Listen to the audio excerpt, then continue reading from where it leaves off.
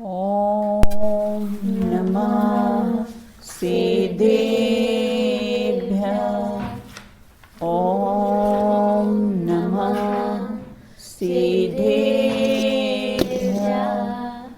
ॐ नमः सिद्धेभ्यः। वन्दो ज्ञानानन्दकर नेमिचन्द्रगुणकान्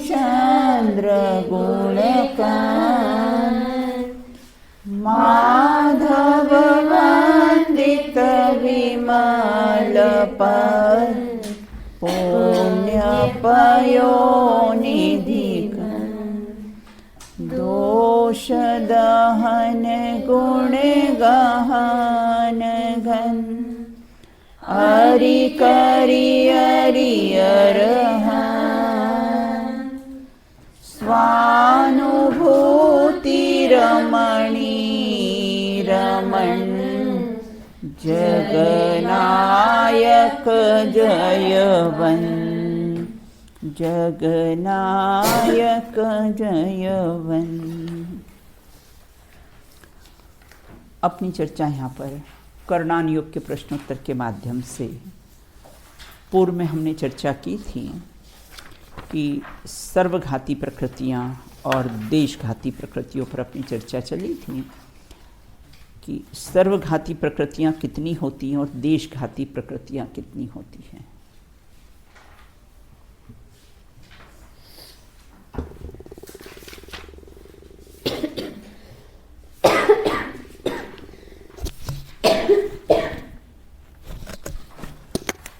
हाँ बताइए देशना।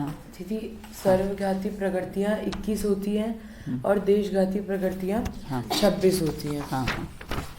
जो 21 प्रकृतियाँ होती है सर्वघाती होती है केवल ज्ञानावरण, केवल दर्शनावरण, निद्रा निद्रा निद्रा, प्रश्ला प्रश्ला प्रश्ला, स्थान वृद्धि, अनंतानुबंधी चतुष्टय और 12-15 अप्रत्यय ज्ञानावरण चतुष्टक, प्रत्यय ज्ञानावरण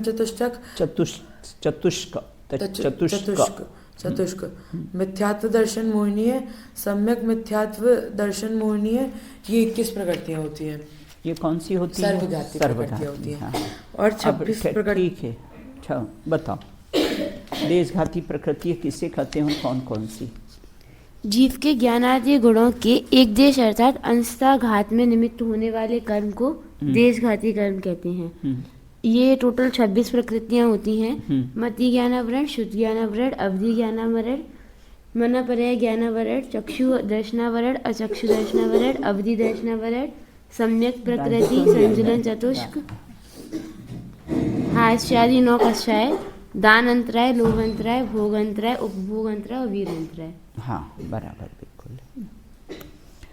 वर्ग किसे, अविभाग प्रतिच्छेद किसे कहते हैं? अविभागी प्रतिच्छेद किसे कहते हैं? संधि विच्छेद करके उसका अर्थ बताइए। हाँ पलक बताइए।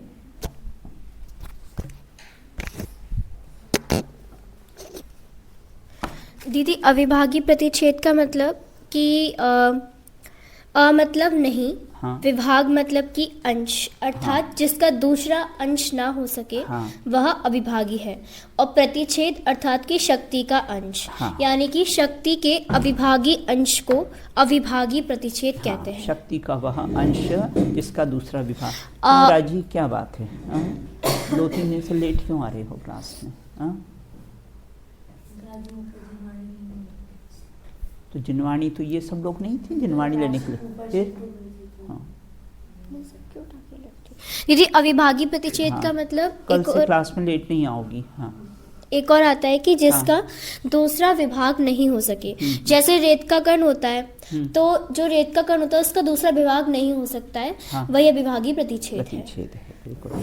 वर्ग, वर्गणाएं और स्पर्धक। वर्ग, वर्गणा और स्पर्धक में क्या अंतर पाया जाता है? हाँ अदिति बोलिए। अदिति बोलिए। वर्ग, वर्गणा और स्पर्धक। दीदी समान अविभागी प्रतिच्छेदों के समूह को वर्ग कहते हैं। हाँ। और वर्गों के समूह को वर्गणा कहते हैं। हाँ, और वर्गणा के समूह को स्पर्धक कहते हैं। हाँ, तो इसका उदाहरण ऐसे आया था हाँ, कि एक एक आत्मार्थी कहो तो वो वर्ग होगा। हाँ, जैसे 9th की आत्मार्थी है तो ये वर्गणा होगा, और सारी आत्मार्थी को एक साथ कहना तो ये स्पर्धक होगा। स्पर्धक होगा। हमने बोला कि ये एक तीर्थंकर हैं, है ना। हमने बोला श्रीमंदर ऐसा कहा, वो वर्ग हुआ, है ना। और हमने क्या कहा, है ना, कि युगमंदर, हाँ, कुछ समूह उनसे ले लिए हैं, बिल्कुल, है ना, क्षेत्र की अपेक्षा से, ना 32 विधेय से गए ना मोक्ष। और फिर उनके पूरे समूह को क्या कह दिया हमने, स्पर्धक के, वर्ग, वर्गणाएं और स्पर्धक। ये समझ में आ गया आप लोग को अच्छी तरह से। अब अपन चर्चा यहाँ पर करेंगे आगे।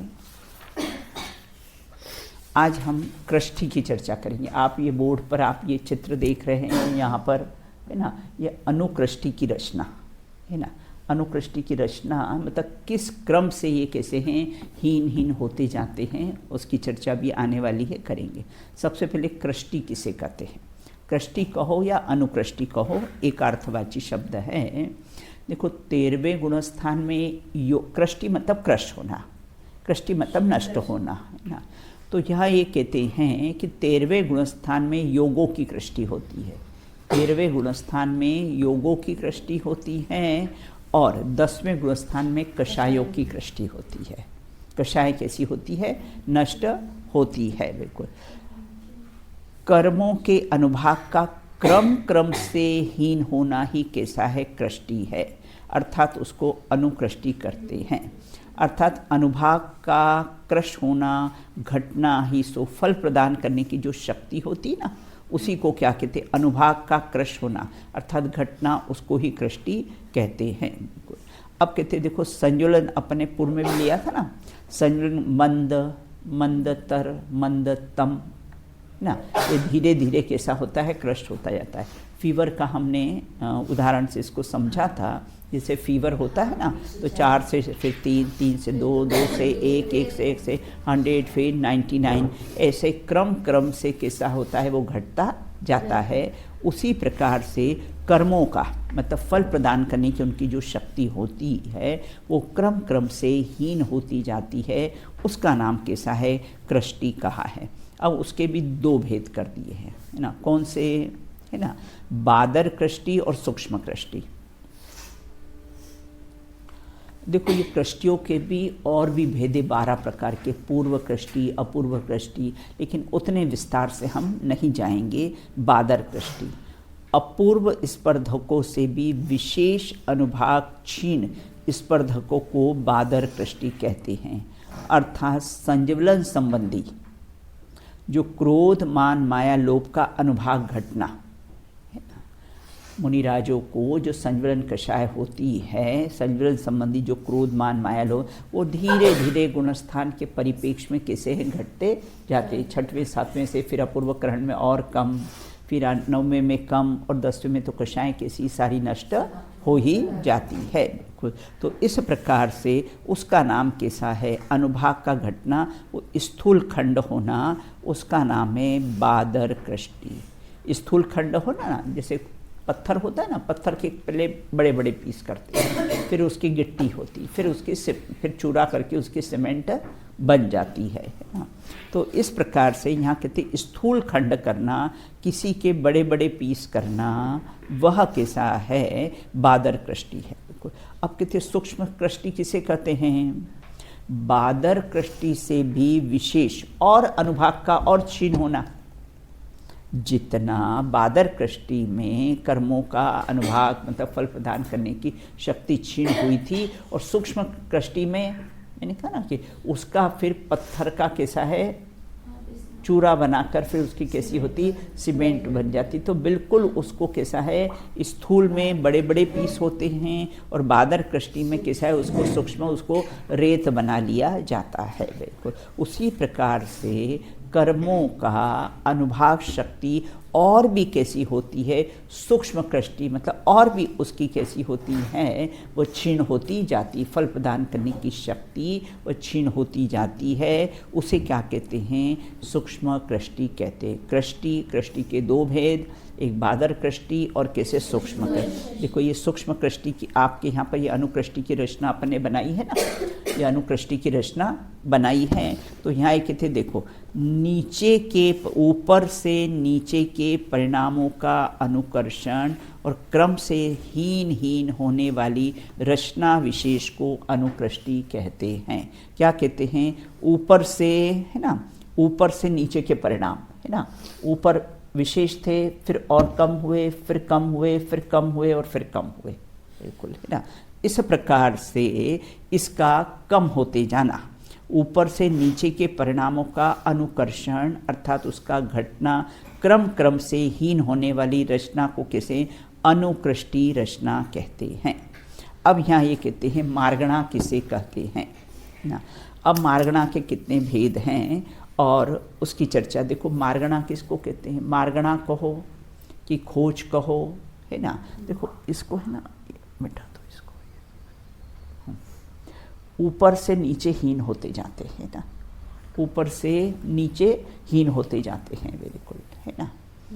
तो जैसे फिर यहाँ क्या था, ऊपर, है ना, फिर 5, फिर 4, फिर 3, 2 और फिर 1, है ना। ऐसे ऊपर से नीचे कैसे है, हीन होते जाते हैं। तो इस प्रकार से ये अनुकृष्टि कैसी है, रचना है, बिल्कुल। आप इस प्रकार से उसका लिख लेना, है ना। 5, फिर 4, फिर 3, 2 और फिर 1। इस प्रकार से कर्मों का संवलन कषाय का, कर्मों का जो फल प्रदान करने की शक्ति है, क्रम से कैसी होती है, हीन होती जाती है, उसका नाम कैसा है, अनुकृष्टि रचना कहा है। अब आगे कहते हैं मार्गणा स्थान किसे कहते हैं, उसके कितने विध हैं। मार्गणा का अर्थ क्या होता है, खोज, रिसर्च, अन्वेषण, गणवेषण, ये सब कैसे मार्गणा स्थान के कैसे होते हैं, भेद। खोजना, तो किसको खोजना है किसको खोजना है, स्वयं को खोजना है। लौकिक में तो रिसर्च करते तो कैसे पर को खोजते हैं, वो खोजने के लिए जाते हैं। अभी हमने चंद्रमा खोज लिया, अब हम सूरज को खोजेंगे, वहाँ तो कैसे वो खोजने के लिए जाते हैं। लेकिन यहाँ ये कहते हैं, ये यहाँ पर जो आगम में जो मार्गणा स्थान है, वहाँ किसके खोजने की बात कही है, बोले स्वयं के खोजने की बात कही है कि स्वयं को कैसा। अब कहाँ कहाँ खोजेंगे, तो 14 स्थान उस मार्गणा स्थान के बताए हैं। देखो, किसी विशिष्ट पर्याय अर्थात भावों के आधार से जीवों को खोजना। एक तो दो से हम खोज सकते हैं, एक तो पर्याय के आधार से और कैसे एक भावों के आधार, परिणामों के आधार से हम कैसे उनको खोज सकते हैं। भाई विकारी परिणाम हो, अविकारी परिणाम हो, ये मनुष्य पर्याय है, ये तीरेंच पर्याय है, तो हम उसको कैसे हैं खोज सकते हैं। तो पर्याय के अपेक्षा से और परिणाम की अपेक्षा से अपने को खोजना है कि हम कहाँ स्टैंड करते हैं, हम कहाँ पर कैसे हैं खड़े हैं। मुझे वॉच दे देना तुम्हारी।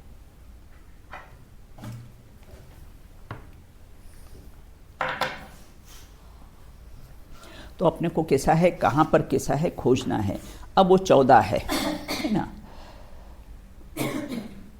जैसे मनुष्य और नारकियों में क्या अंतर पाया जाता है, तत्वार सूत्र के माध्यम से। मनुष्य और नारकियों में, हाँ, परस्परो ग्रहो जीवानाम सूत्र के अनुसार जो आपस में परस्पर एक दूसरे को सहायता करते हैं वे मनुष्य होते हैं। और नारकी परस्परो दिरित दुखाश्च, जो परस्पर में निरंतर एक दूसरे को दुख देते हैं, वे नारकी होते हैं। बिल्कुल। अब हम मनुष्य होकर भी नारकी हो सकते हैं क्या? हाँ, हो सकते हैं। हाँ, भाव की अपेक्षा से किसी को दुख देने का भाव हो ना, तो मनुष्य होकर भी कैसे होते हैं, हम नारकी हो सकते हैं। बिल्कुल, भावों की अपेक्षा से नारकी हो सकते हैं। जिसका लड़ने को है ना, नारकियों को लड़ने से फुर्सत नहीं, देवों को भोगने से फुर्सत नहीं है। पर नारकी के तो बहुत बुरे परिणाम होते हैं, उसमें रुकते ही नहीं हाँ हाँ हाँ, बराबर, बिल्कुल। हाँ, तो इस अपेक्षा अंतर तो है ना, मनुष्य और नारियों में अपने अंतर, और भी बहुत सारे अंतर हो सकते हैं, बहुत सारे अंतर, क्षेत्र की अपेक्षा से अंतर हो सकते हैं, शरीर की अपेक्षा से अंतर हो सकते हैं, है ना, बहुत सारे अंतर। लेकिन मुख्य अंतर जो तत्वार्थ सूत्र में आया है कि परस्परो ग्रहो जीवानाम और परस्परो दीर्घ दुखाश्च, ना, इस प्रकार से है। तो यहाँ ये कहते हैं कि किन्हीं विशिष्ट पर्याय और भावों के आधार पर कैसा है जीवों का अन्वेषण, है ना, अन्वेषण, गणवेषण, रिसर्च, मार्गणा स्थान, ये सब कैसे हैं पर्यायवाची शब्द है। खोजना, तो कहाँ खोजे, देखो गति में। अब गति में अपने को खोजो, कौन सी गति में? मनुष्य गति, खोज लिया ना अपने, है ना, हम मनुष्य गति में हैं, बिल्कुल। अच्छा, इंद्रियों में खोजो, पंचेंद्रिय। काय में खोजो, त्रस्काय है ना अपन, त्रस्काय है। अच्छा, योग अपने को कितने हैं? तीनों हैं, मन वचन काय तीनों योग। वेद में कौन सा है अपन? स्त्री वेद। कषाय में चारों, हाँ, अनंतानुबंधी ना। और ज्ञान में देखें तो कौन से ज्ञान हैं? मति शुद्ध ज्ञान है। संयम में देखें तो असंयमी। तो प्रश्न उठता है कि संयम मार्गणा में असंयम को क्यों लिया है ना? सही, हम असंयमी हैं, तो संयम मार्गणा में असंयम को क्यों लिया है? तो यहाँ देखो ऐसा कहते हैं ना, देखो सम्यक मार्गणा में भी मिथ्यात्व को लिया है, तो ऐसा क्यों लिया है ना? तो देखो, आम का कोई बगीचा हो ना, आम का बगीचा में, और 2-3 पेड़ अगर उसमें नीम के हों तो उसको भी क्या कहा जाएगा? आम का ही बगीचा कहा जाएगा, बिल्कुल। उसी प्रकार से सम्यक्त मार्गणा के भी 2 भेद हैं, सम्यक सहित और सम्यक्त्व रहित जीव होते हैं। उसी प्रकार से संयम में भी संयम सहित और संयम रहित जीव होते हैं। तो प्रश्न उठता है ना कि संयम में असंयमियों को क्यों लिया? तो यहाँ ये कहते हैं कि हाँ, संयम में भी होते हैं और असंयमी, संयम सहित जीव भी लेते हैं, उसको संयम रहित जीव भी लेते हैं। दर्शन में कौन सा दर्शन है ना? चक्षु दर्शन। लेशा में अशुभ लेशा।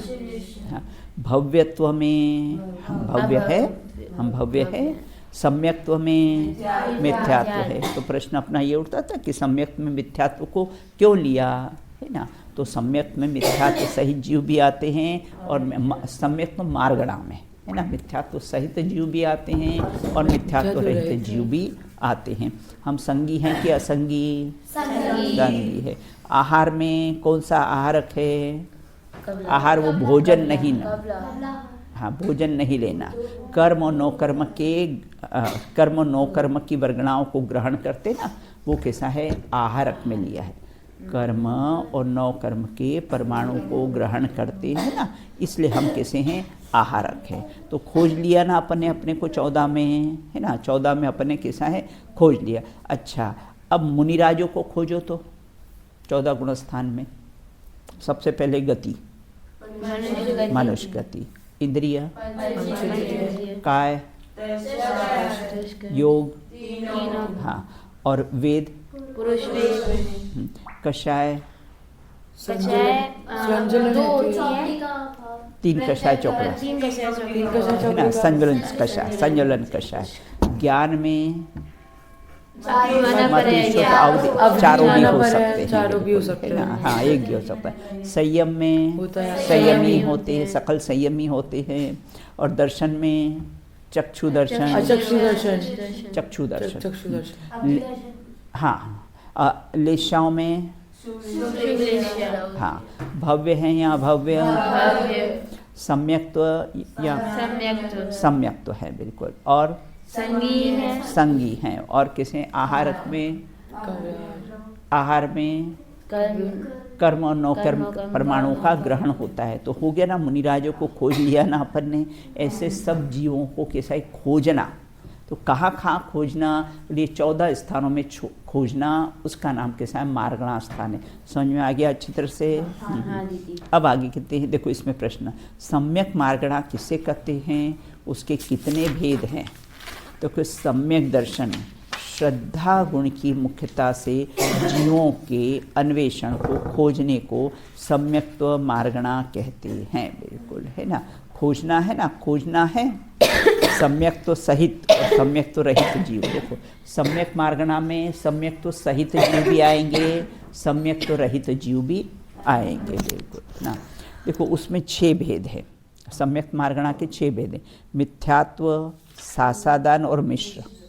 फिर ऑप्शन, ये सम्यक तो रहित है ना, मिथ्यात्व, सासादान और मिश्र, तो ये कैसे हैं, सम्यक तो रहित हैं। और औपशमिक, छायोपशमिक और छायिक, ये 3 कैसे हैं, सम्यक तो सहित हैं। तो प्रथम 3 भेदों का तत्संबंधी गुणस्थान ही है। तो इस प्रकार से सम्यक के तो भेद 3 ही हैं। सम्यक के भेद तो कैसे हैं, 3 ही हैं। वैसे तो बहुत सारे निश्चय सम्यक तो है, व्यवहार सम्यक तो है, 3 भेद भी हैं। और फिर कैसे होते हैं 7 प्रकार के भेद, वेदना सम्यक तो इत्यादि 7 प्रकार के, 10 प्रकार के भेद भी होते हैं। लेकिन यहाँ पर मुख्य रूप से 3 ही भेद होते हैं। कौन कौन से, औपशमिक सम्यक्त्व, छायिक सम्यक्त्व। तो इस प्रकार सम्यक के अभाव में मिथ्यात्व होता है, दोनों का मिश्र भाव होता है, कुछ सम्यक के परिणाम और कुछ मिश्र परिणाम, है ना। मिश्र परिणाम जिसको जात्यंतर प्रकृति कहते हैं। जैसे हम शिकंजी पीते हैं ना, तो कुछ खट्टा और कुछ मीठा स्वाद आता है, कुछ सम्यक्त्व का और कुछ मिथ्यात्व, से मिश्र परिणाम को सम्यक मिथ्यात्व कहते हैं। और सम्यक्त्व का घात भाव सो सासादान, है ना। सम्यक का घातक भाव है सासादान, है ना। मिथ्यात्व के बाद दूसरा गुणस्थान कौन सा आता है, सासादान। डायरेक्ट मिथ्यात्व से दूसरे गुणस्थान में नहीं जाते, ये गिरता हुआ गुणस्थान है ना। जैसे वृक्ष से अगर, है ना, में फल गिरता है तो कैसा होता है, नीचे आता है ना। तो ये मिथ्यात्व से दूसरे गुणस्थान में नहीं जा सकते हैं, ये गिरता हुआ गुणस्थान है। इस प्रकार सम्यक्त मार्गणा से जीव का विचार करने पर कैसे हैं, 6 भेद हो गए हैं। देखो भव्य मार्गणा और अभव्य मार्गणा को भी लिया है। देखो भव्य में अभव्यों को लिया है, संयम में असंयम को लिया, सम्यक्त मार्गणा में मिथ्यात्व को भी लिया है ना। तो इस प्रकार से यहाँ ये कहते हैं। अब कहते हैं मार्गणाओं के 14 भेद आपको याद हैं,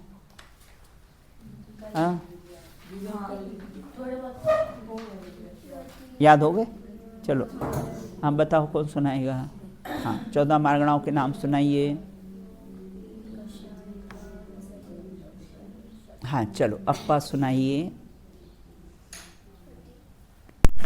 गति, इंद्रिय, काय, योग, वेद, कसाय, ज्ञान, संयम, दर्शन, निश्चय, भव्यत्व, सम्यक दृष्टि, सम्यक्त्व, संगी और आहार। बहुत बढ़िया, है ना। मार्गणा का अर्थ तो मालूम पड़ गया ना, खोजना। किसको खोजना? अपने को खोजना ना। अब आगे कहते हैं औपशमिक सम्यक्त्व किसे कहते हैं। सम्यक्त मार्गणा के 6 भेद आए ना, तो 3 तो कैसे मिथ्यात्व का लिया है और 3 कैसे हैं, सम्यक्त्व के लिए। अब औपशमिक सम्यक्त्व किसे कहते हैं, है ना। तो अपनी चर्चा यहाँ पर कैसे है, औपशमिक सम्यक्त्व। एक बार ये सम्यक्त्व प्राप्त कर लिया ना, तो आप नहीं चाहोगे तो भी आपको मोक्ष में ले जाएगा, जबरन मोक्ष में ले जाएगा। रिजर्वेशन हो गया है, चाहे अर्धबुद्गल परावर्तन भी काल संसार में रहना पड़े, लेकिन आपका रिजर्वेशन, हाँ, इसलिए एक बार सम्यक्त्व प्राप्त हो गया तो आपको कैसा है, जबरन ही ले जाएगा, बिल्कुल, है ना।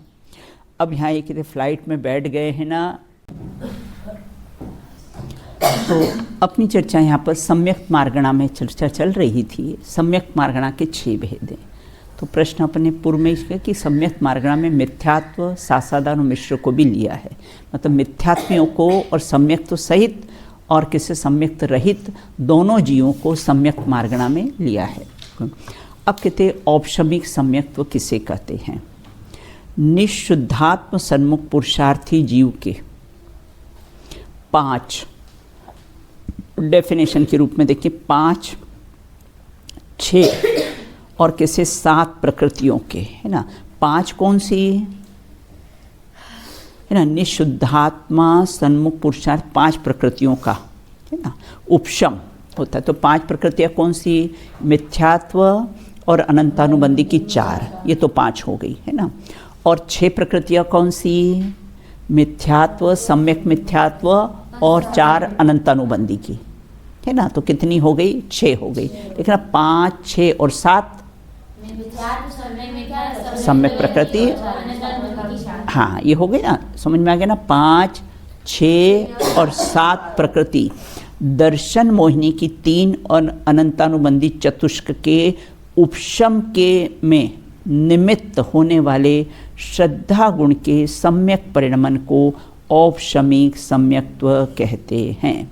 हाँ, तो कहते हैं देखो, फर्स्ट कंडीशन क्या है कि निशुद्धात्म तत्व के अवलंबन से 5 समझ में आ गया ना, 6 और 7 प्रकृतियों के उपशम में जो निमित्त होता है, उपशम में जो निमित्त होने वाले जो श्रद्धा गुण का जो सम्यक परिणमन होता है, उसको क्या कहते हैं? औपशमिक सम्यक्त्व कहते हैं। एक बार अगर, है ना, एक बार अगर औपशमिक सम्यक्त्व प्रकट हो गया तो संसार उसका चुल्लू भर रह जाता है। अब उसका संसार कैसा है? ज़्यादा रहता नहीं। मोक्ष महल की प्रथम सीढ़ी, या भी न ज्ञान अंचरिता, सम्यकता न लहे न भव्य पवित्रता। बिल्कुल इस प्रकार से यहाँ एक कहते कि औपशमिक सम्यक्त्व, है ना। अब अनादि मिथ्या दृष्टि के तो 5 प्रकृतियों का, अब किनका? जो अनादि से मिथ्या दृष्टि उसका 5 प्रकृति, सादी मिथ्या दृष्टियों का 6, 7, 6 और 5 प्रकृतियों का भी कैसा है? उपशम होता है। बिल्कुल एक बार सम्यक्त्व का एक ही प्रकार होता है, कर्म का उपशम और क्षय की अपेक्षा से वैसे सम्यक तो एक ही प्रकार का होता है, लेकिन उपशम और क्षय की अपेक्षा से कैसे उसके 3 भेद उसके किए गए, औपशमिक, क्षयोपशमिक और क्षयिक सम्यक्त्व है। इसकी सम्यक्त्व की तो बहुत महिमा है ना, सम्यक्त्व की तो कैसी है? बहुत महिमा है। अब आगे कहते हैं अनादि मिथ्या दृष्टि जीव को सर्वप्रथम क्या होता है? औपशमिक सम्यक्त्व ही होता है। अनादि मिथ्या दृष्टि को कैसा है? सर्वप्रथम औपशमिक सम्यक्त्व ही होता है। अब क्षयोपशमिक सम्यक्त्व ये 4 से 11वें गुणस्थान तक रहता है ना। क्षयोपशमिक सम्यक्त्व 4 से 11वें गुणस्थान, इसमें तीर्थंकर प्रकृति नहीं बनती है। क्यों नहीं बनती अदिति? क्योंकि चलमल अगाढ़ दोष रहता है इसमें, इसलिए इसमें किसी तीर्थंकर प्रकृति इसमें नहीं बनती और 4 से 11वें गुणस्थान तक रहता है। इसको वेदक सम्यक्त्व भी कहते हैं और इसको जोड़नी सम्यक्त्व भी कहते हैं। ये क्षयिक को जोड़ता है ना, इसको जोड़नी सम्यक्त्व भी कहते हैं। जब जब भी क्षयोपशमिक होगा, क्षयिक होगा, क्षयोपशमिक के बाद ही होगा। अब कहते हैं कि किसे कहते हैं, है ना, इसकी स्थिति छाछठ सागर की होती है। औपशमिक की अंतर्मुहूर्त और क्षयोपशमिक की छाछठ सागर और क्षयिक की सादी अनंत। एक बार प्रकट होने पर उसका, है ना, क्षय होता नहीं है। अब क्षयोपशम निशुद्धात्म सन्मुख पुरुषार्थी जीव के पूर्वोक्त 7 प्रकृतियों के क्षयोपशम के समय में निमित्त होने वाला श्रद्धा गुण के परिणमन को क्षयोपशमिक सम्यक्त्व कहते हैं ना। क्या कहते हैं कि यह निशुद्धात्म पूर्वोक्त 7 प्रकृतियों का, है ना, पूर्वोक्त 7 प्रकृति मतलब अनंतानुबंधी की 4 और दर्शन मोहिनी की 3, ऐसी 7 प्रकृतियों का होने पर जो श्रद्धा गुण का निर्मल परिणमन होता है उसको क्षयोपशमिक सम्यक्त्व कहते हैं। अब आगे कहते हैं